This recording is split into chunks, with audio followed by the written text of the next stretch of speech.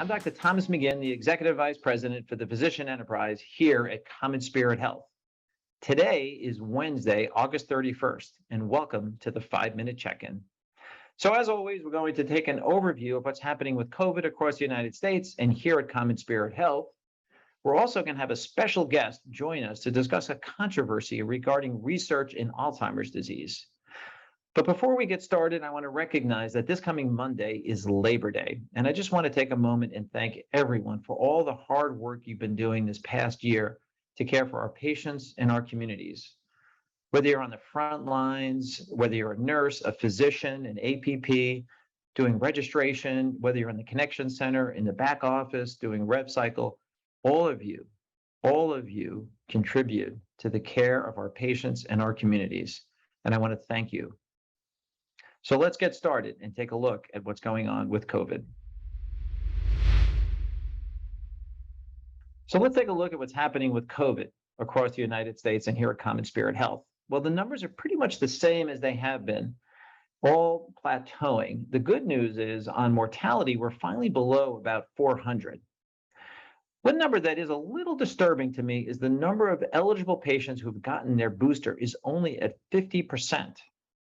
And if we're going to prevent the continued spread of COVID as we come into the fall, we're going to have to get that number up. And as I sit here, the FDA has just announced that they have approved the Omicron specific booster shot. So this is extremely important for us to get that booster shot into the arms of our patients. And while we're thinking about vaccinations, we have to get the flu shot into their arms. And we also have to ask them about maintenance vaccinations. As I mentioned in the last episode, many children have not gotten their maintenance shots, and some adults have not gotten maintenance shots like Pneumovax. So I know we have a challenging fall in front of us with vaccinations, both for COVID, for flu, and other maintenance shots. So I want to thank you in advance for all the hard work. Now on to our special subject of Alzheimer's disease and to meet with our special guest. So now let's move on to our subject for today. And we're not going to be covering a new publication that was a randomized clinical trial, but we're going to be discussing a new publication that's looking back at old research in Alzheimer's and actually questioning the validity of some of that research and even challenging the potential of fabrication of data. So to help clarify things today, we have with us Dr. Sanjay Singh, who is the professor and chair of Neurology Department at Creighton University and is also the director of the Neurological Institute for CHI Health. Sanjay, thank you for joining us today and helping to clarify this very, hot topic out there. So give us a little sense of what this is and what is all the big news about in this new publication that came out in Nature. So Alzheimer's, as you know, is one of the major healthcare challenges of our times. And, amyloid deposition, amyloid plaques, has been the fundamental theory that is thought to explain the cause of Alzheimer's. The seminal studies that proved, quote unquote, the amyloid hypothesis have now been called into question. They have actually found that some of the images have been doctored. And so the whole theory has been into question through these seminal articles. And that is a big deal because we have spent billions of dollars in drug trials based on this hypothesis. And therefore, this is a major issue today. Right.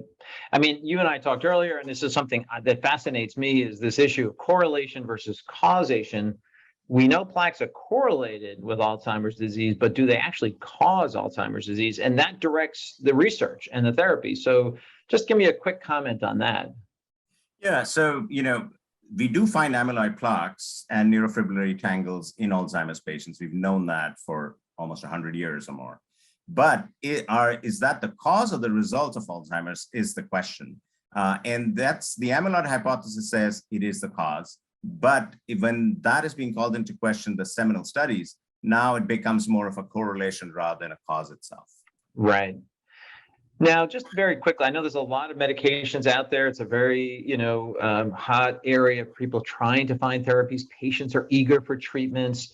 So 2 quick comments: current therapies being prescribed, and how do we kind of talk to patients very quickly about this new controversy out there? Yeah. So most of the current therapies are based on the neurotransmitter theory. That means there's decreased acetylcholine in your brain. And so drugs that bump up acetylcholine are what we use as acetylcholine esterase inhibitors. And then there is another drug that antagonizes the NMDA receptor. These all medications have marginal benefit, and there are some countries around the world that do not even recommend their use. They're not recommended for use by our professional bodies here in the United States.